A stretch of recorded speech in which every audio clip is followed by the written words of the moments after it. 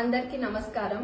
ఈ రోజు Thorrur camp office లో నియోజకవర్గంలో కొంతమంది ముఖ్య నాయకులు బీఆర్ఎస్ పార్టీ నుండి కాంగ్రెస్ పార్టీలో చేరడం జరిగింది।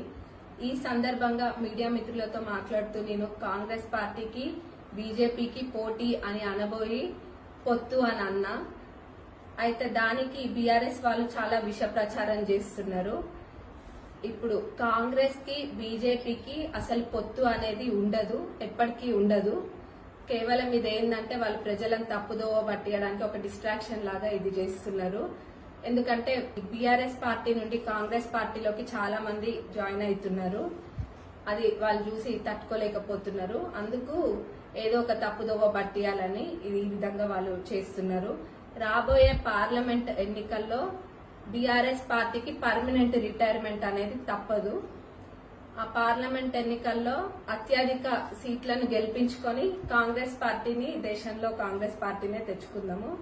ప్రజలు కూడా గమనిస్తున్నారు, వాళ్ళు ఎట్లా తప్పుదోవ పట్టిస్తున్నారు అనేది ప్రజలే సమాధానం చెప్తారు మళ్ళీ।